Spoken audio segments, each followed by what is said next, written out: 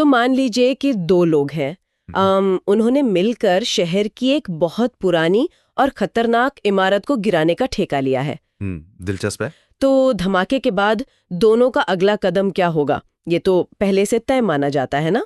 मतलब बटन दबाया, इमारत गिरी और धूल छट गई। बिल्कुल, काम खत्म और पैसा हजम। हाँ, लेकिन जरा एक स्थिति की कल्पना कीजिए। धूल छटते ही एक पार्टनर तुरंत अपनी मशीनें पैक करता है, अपना चेक लेता है और घर जाने के लिए गाड़ी में बैठ जाता है। और दूसरा पार्टनर? जो दूसरा पार्टनर है वो घर जाने के बजाय अपना फावड़ा और ड्रिलिंग मशीन निकालता है और उस गिरी हुई इमारत की नींव को और गहराई तक खोदने में जुट जाता है। अरे, ये बहुत ही सटीक उदाहरण है।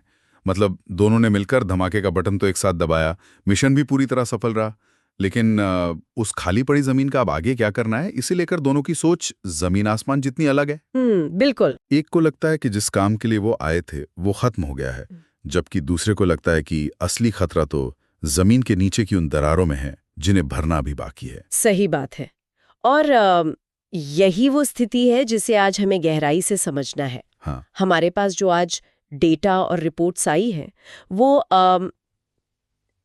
1 अप्रैल 2026 की एक बेहद विस्तृत विश्लेषणात्मक रिपोर्ट से जुड़ी हैं। जो कि ऑपरेशन एपिक फ्यूरी के बारे में है। एकदम सही। ये रिपोर्ट मुख्य रूप से 28 फरवरी 2026 को अमेरिका और इजराइल द्वारा संयुक्त रूप से ईरान के खिलाफ शुरू किए गए इसी अभियान के बारे में है। तो चलिए इसे थोड़ा डिकोड करते हैं।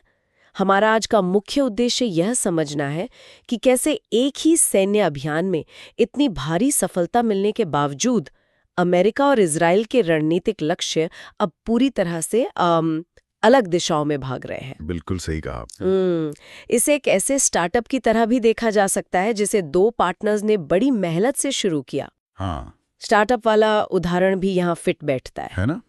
जब कंपनी को अपना पहला बहुत बड़ा मुनाफा होता है तो एक पार्टनर तुरंत अपना हिस्सा लेकर कैच आउट करना चाहता है। हाँ, उसे लगता है कि रिस्क लेने का कोटा पूरा हो गया। सही बात है। जबकि दूसरा पार्टनर उसी मुनाफे को दांव पर लगाकर एक पूरा साम्राज्य खड़ा करना चाहता है। और ये स्टार्टअप वाली बात इसलिए इतनी प्रासंगिक है क्योंकि जब हम इस रिपोर्ट के पन्ने पलटते हैं तो ये बात शीशे की तरह साफ हो जाती है कि युद्ध के मैदान में मिली जीत हमेशा कूटनीतिक मेज पर सहमति की गारंटी नहीं होती। सोचने वाली बात है। बिल्कुल। दो देश सेना के स्तर पर परफेक्ट तालमेल बिठा सकते हैं, लेकिन जब बात ये तय करने की आती है कि इस जीत का अब आगे क्या करना है, तो वहां विवाद हो जाता है। हाँ, क्योंकि राष्ट्रीय हित हर चीज पर भारी पड़ जाते हैं। अमेरिका का राष्ट्रीय हित अलग है और इजराइल का बिल्कुल अलग। तो ये समझने के लिए कि इन दोनों देशों के रास्ते आखिर कैसे और क्यों अलग हो रहे हैं, हमें सिर्फ कुछ दिन पीछे जाना होगा। 31 मार्च के आसपास। हाँ, 31 मार्च और 1 अप्रैल 2026 के बीच दोनों देशों के नेताओं, मतलब अमेरिका के राष्ट्रपति डोनाल्ड ट्रंप और इजराइल के प्रधानमंत्री बेंजामिन नेतन्याहू के बयानों को देखना होगा। दोनों के बयानों में जमीन आसमान का फर्क था। बिल्कुल। अगर हम इन बयानों को आमने सामने रखें तो कहानी खुद ब खुद साफ हो जाती है। व्हाइट हाउस से ट्रंप का जो बयान आया वो बहुत ही सीधा और सच कहें तो काफी चौंकाने वाला था। उन्होंने क्या कहा था? उन्होंने मीडिया से कहा कि अमेरिका अगले 2 या 3 हफ्तों में इस पूरे सैन्य अभियान से बाहर आ सकता है। 2 या 3 हफ्तों में? ये तो बहुत जल्दी है। हाँ, और यहाँ पर बात सच में बहुत दिलचस्प हो जाती है क्योंकि उनका सबसे बड़ा दावा ये था कि ईरान को मेरे साथ कोई डील करने की जरूरत नहीं है। कोई डील नहीं, मतलब सीधे बाहर। बिल्कुल। ट्रंप का ये स्पष्ट मानना है कि ईरान को अब पाषाण युग या कहें स्टोन एज में धकेल दिया गया है और वो अगले कई सालों तक परमाणु हथियार बनाने की स्थिति में ही नहीं है। और ठीक इसी समय अगर हम दूसरी तरफ देखें तो फसाह या पासोवर त्योहार की पूर्व संध्या पर नेतन्याहू का एक टीवी संबोधन आता है। हाँ, मैंने पढ़ा था वो। उनका सुर ट्रंप के सुर से बिल्कुल विपरीत था। नेतन्याहू ने स्पष्ट शब्दों में कहा कि अभियान खत्म नहीं हुआ है। मतलब वो रुकने वाले नहीं है। बिल्कुल नहीं। उन्होंने कहा कि हम इस आतंकी शासन को कुचलना जारी रखेंगे। उन्होंने यहां तक कहा कि इस हमले के बाद इजराइल एक नई क्षेत्रीय शक्ति या रीजनल पावर के रूप में उभरा है। ये तो बहुत बड़ा दावा है। हाँ, अब देखिए, एक नेता कह रहा है कि काम हो गया, हम वापस जा रहे हैं, और दूसरा नेता कह रहा है कि असली काम तो अब शुरू हुआ है, हम रुकने वाले नहीं है। लेकिन एक मिनट, मुझे यहाँ एक बात समझ नहीं आ रही। क्या? अगर हम थोड़ा पीछे जाएं तो ट्रंप ने ही तो पहले एक 15 सूत्रीय युद्ध विराम ढांचे की बात की थी। हाँ, वो 15 पॉइंट फ्रेमवर्क। बिल्कुल, मतलब उन्होंने एक पूरी लिस्ट तैयार की थी कि ईरान को क्या-क्या करना होगा, जैसे यूरेनियम संवर्धन पूरी तरह रोकना या हॉर्मुस जलडमरू मध्य को सुरक्षित और खुला रखना और अपने प्रॉक्सी समूहों को छोड़ना। हाँ, तो फिर अचानक बिना किसी डील के, बिना किसी कागज पर दस्तखत करवाए वापस लौटने की बात क्यों? ये एकदम से यू टर्न जैसा नहीं लगता? यहाँ जो बात सबसे ज्यादा हैरान करने वाली है वो ये है कि ट्रंप ने अपने पहले के सख्त रुख से पूरी तरह से किनारा कर लिया है। याद किया जाए तो कुछ समय पहले तक अमेरिका की तरफ से ईरान के तेल कुओं और उनके खार्क द्वीप के टर्मिनल्स और बुनियादी ढांचे को नष्ट करने की खुली धमकियां दी जा रही थी। हाँ, धमकियां तो बहुत सख्त थीं। लेकिन अब वो इससे पीछे हट गए हैं और इसके पीछे का लॉजिक ये है कि अमेरिका ये मानकर चल रहा है कि सैन्य दृष्टिकोण से उनका जो मूल उद्देश्य का ईरान के परमाणु क्षमता को पंगु बनाना, बिल्कुल वो हासिल हो चुका है। जब परमाणु सुविधाएं ही मलबे में बदल गई हैं तो अमेरिका को लगता है कि अब ईरान के साथ बैठकर किसी कागजी समझौते पर माथापच्ची करने की कोई आवश्यकता नहीं है। मतलब उनका नजरिया बहुत ही ट्रांजैक्शनल है, काम खत्म पैसा हजम। एकदम सही। लेकिन जाहिर है ये स्थिति रातों रात तो पैदा नहीं हुई होगी। बिल्कुल नहीं, इसका एक लंबा इतिहास है। हाँ, तो ट्रंप की इस संतुष्टि और नेतन्याहू के इस गहरे असंतोष के पीछे की असली वजहों को समझने के लिए ये देखना बहुत जरूरी है कि ये पूरी आग भड़की ही क्यों। हमें थोड़ा बैक स्टोरी में जाना होगा। हाँ, हमें 2018 से लेकर 2026 तक के इस सफर को समझना होगा। तो चलिए थोड़ा अतीत में चलते हैं। इस पृष्ठभूमि को समझे बिना वर्तमान को डिकोड करना असंभव है और इसकी जड़ें जाती हैं 2018 में, जब ट्रंप अपने पहले कार्यकाल में थे। हाँ, जब उन्होंने JCPOA समझौते को सबसे खराब डील बताकर अमेरिका को उससे बाहर निकाल लिया था। बिल्कुल। आगे बढ़ने से पहले इस JCPOA को थोड़ा आसान भाषा में क्लियर करते हैं। ये वही 2015 की बहुपक्षीय डील थी ना? हाँ, वही। जहां दुनिया के बड़े देशों ने ईरान से कहा था कि देखिए, आप अपना परमाणु कार्यक्रम रोक दीजिए, यूरेनियम का संवर्धन मत कीजिए और इसके बदले में हम आप पर लगे सारे कड़े आर्थिक प्रतिबंध हटा लेंगे। हाँ, एक तरह का कूटनीतिक लेन देन था ये। सही। लेकिन 2018 में ट्रंप ने कहा कि ये डील अमेरिका के लिए फायदेमंद नहीं है और वो इससे बाहर आ गए।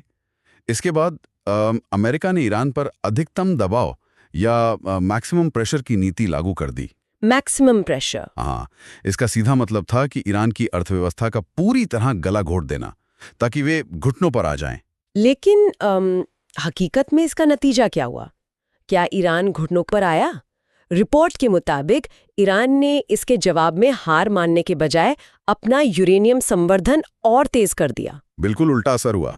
हाँ, उन्होंने इसे वेपन ग्रेड यानी उस स्तर के करीब तक पहुंचा दिया जहां से परमाणु बम बनाना बहुत आसान हो जाता है। और सिर्फ यही नहीं, उन्होंने अपने प्रॉक्सी समूहों का जाल पूरे मध्य पूर्व में फैला दिया। हाँ, ये प्रॉक्सी समूह बहुत बड़ा फैक्टर है। और ये समझना बहुत जरूरी है कि ये प्रॉक्सी समूह काम कैसे करते हैं।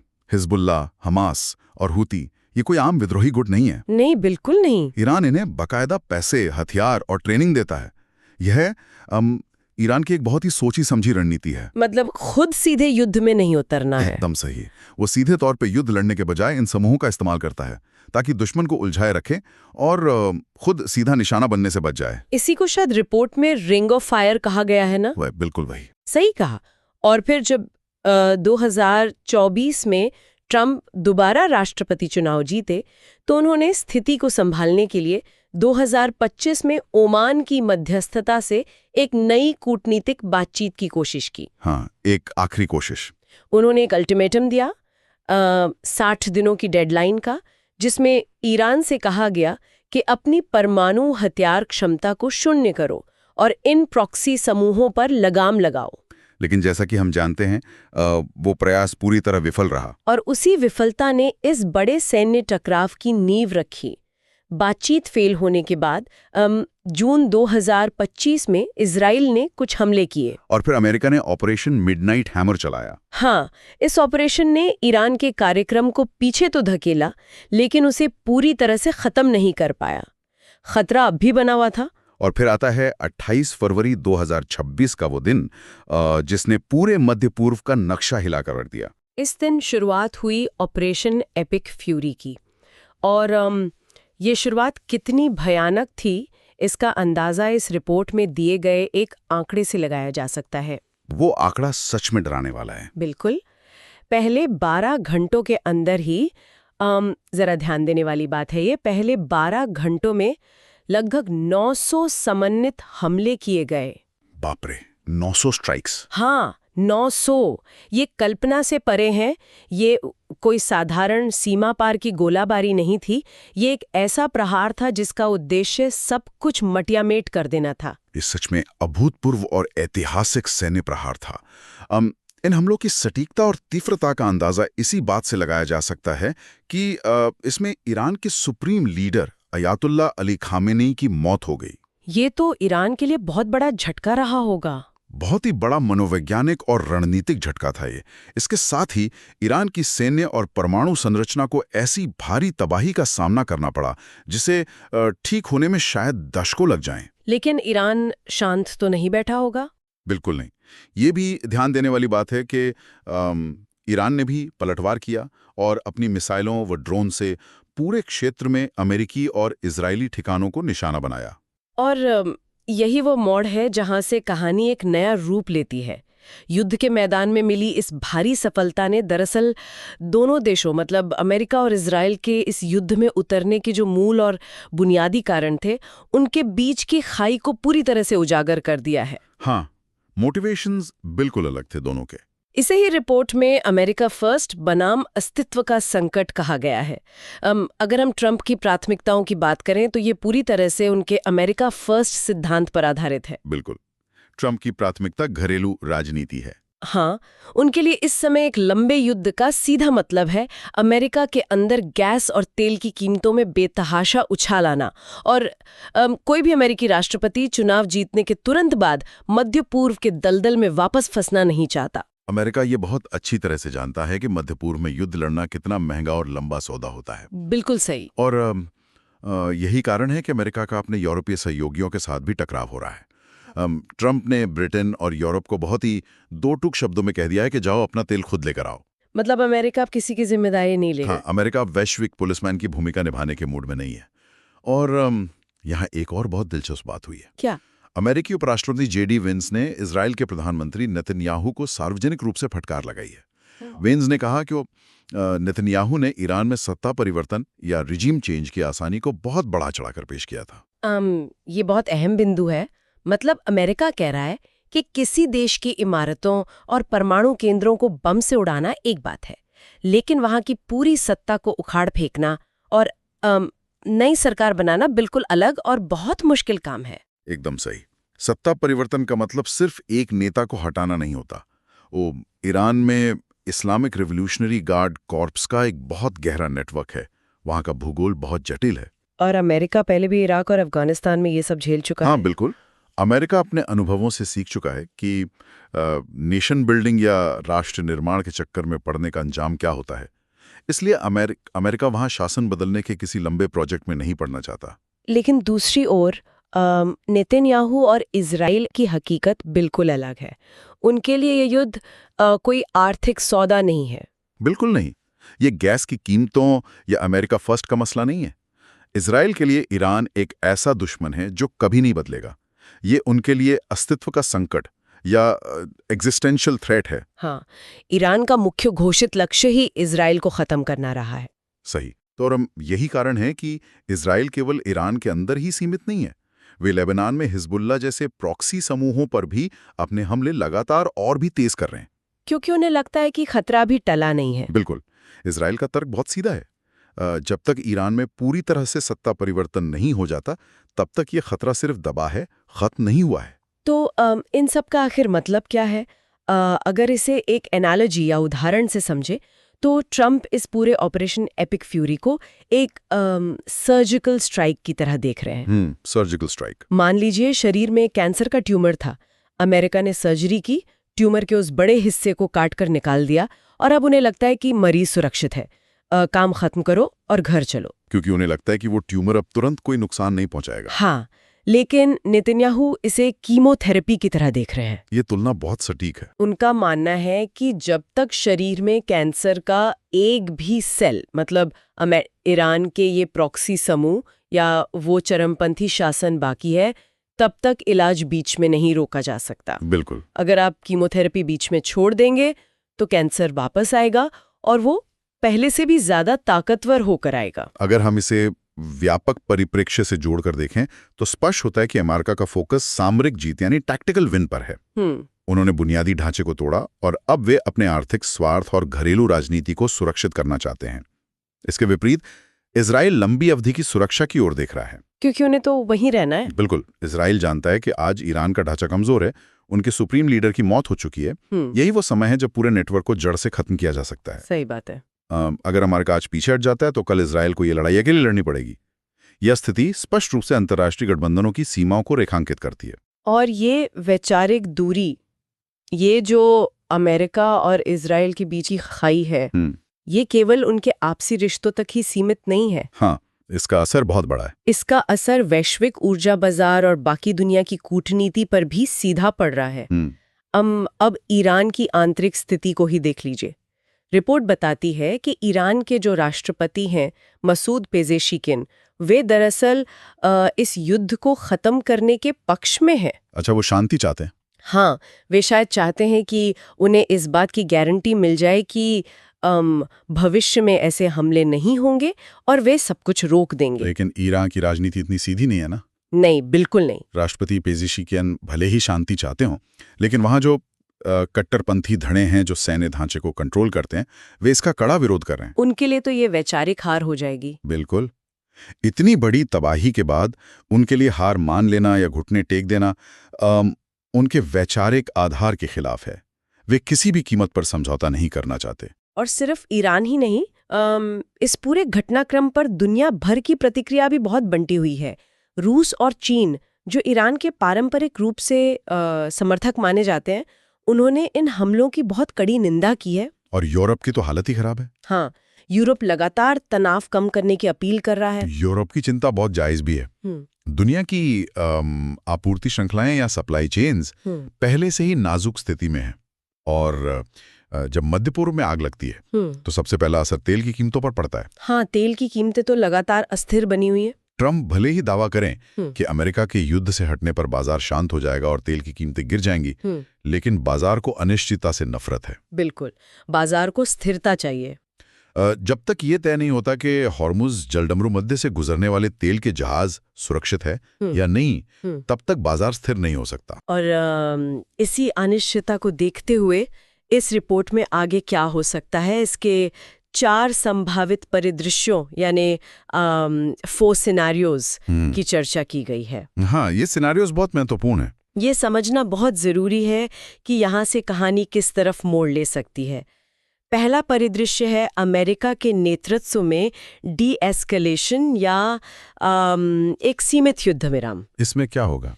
इसमें होता यह है कि ट्रंप अपने प्रभाव का इस्तेमाल करके एक सीमित सीज फायर कराते हैं और अमेरिका आधिकारिक रूप से बाहर हो जाता है।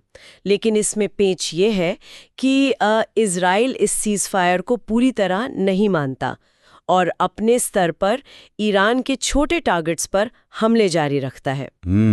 दूसरा परिदृश्य है इजराइल द्वारा युद्ध को लंबा खींचना, जो कि बहुत संभव है। बिल्कुल।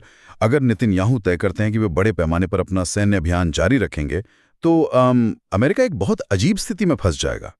भले ही अमेरिका सीधे तौर पर लड़ना ना चाहे, लेकिन इजराइल को हथियार और लॉजिस्टिक सपोर्ट देने के लिए उसे मजबूर होना पड़ सकता है और इससे दोनों के रिश्ते खराब होंगे। हाँ, अगर ऐसा हुआ तो अमेरिका और इजराइल के इस गठबंधन में अब तक का सबसे बड़ा और भारी तनाव पैदा हो जाएगा। फिर आता है तीसरा परिदृश्य, ईरान में आंतरिक सत्ता का अस्थिर होना। ये बहुत दिलचस्प है। इतनी भयानक तबाही और आर्थिक मंदी के बाद ये मुमकिन है कि ईरान की आम जनता या वहाँ के कुछ गुट विद्रोह कर दें और मौजूदा शासन ही गिर जाए। ये तो अमेरिका और इजराइल के लिए एक ड्रीम सिनेरियो होगा। बिल्कुल, बिना सीधे लड़े दुश्मन की सत्ता पलट गई। लेकिन जाहिर है इसकी कोई गारंटी तो है नहीं। हाँ, ये तो बस एक संभावना है।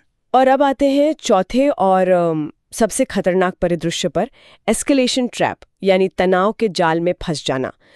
ये वो स्थिति है जहां कोई एक गलत कदम, कोई एक मिसकैलकुलेशन और अधिक देशों को इस युद्ध की आग में खींच सकता है। यह बहुत ही महत्वपूर्ण सवाल खड़ा करता है। दुनिया के नक्शे पर होर्मुज जलडमरू मध्य वो जगह है जहां से दुनिया के तेल का एक बहुत बड़ा हिस्सा गुजरता है। हाँ, वो बहुत ही क्रिटिकल चोक पॉइंट है। बिल्कुल। अगर ट्रंप कहते हैं कि अमेरिका अब वैश्विक रखवाला नहीं है और यूरोप और चीन को अपना तेल खुद सुरक्षित करना चाहिए, तो इसका मतलब क्या है? मतलब क्या उन्हें अपनी नौसेना भेजनी पड़ेगी? यही तो बात है। क्या ये देश अपनी नौसेनाएं और युद्धपोत वहां भेजेंगे? और अगर वहां इतनी सारी अलग अलग देशों की विदेशी नौसेनाएं एक ही छोटी सी जगह पर आ जाती हैं, तो वो क्षेत्र एक बारूद का ढेर बन जाएगा और जरा सी चिंगारी भड़क सकती है। एक छोटी सी चिंगारी भी उसे एस्केलेशन ट्रैप को ट्रिगर कर सकती है।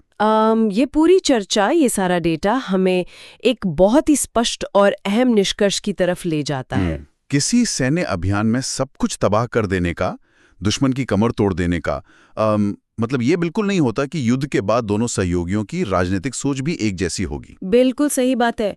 अमेरिका और इजराइल ने मिलकर ईरान के सैन्य और परमाणु ढांचे को तबाह तो कर दिया, लेकिन जीत की परिभाषा दोनों के लिए बिल्कुल अलग है। बहुत अलग है। फिर करो और अब बाहर निकल आओ। जबकि इजराइल के लिए जीत का मतलब है खतरे को जड़ से मिटाओ, चाहे इसमें कितना भी समय या पैसा क्यों ना लगे।